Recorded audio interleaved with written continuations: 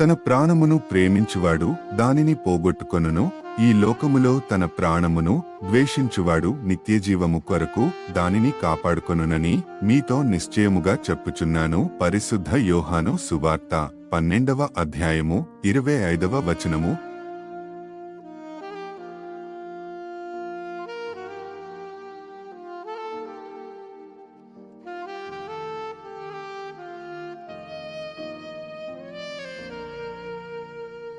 తన ప్రాణమును ప్రేమించువాడు దానిని పోగొట్టుకొనును.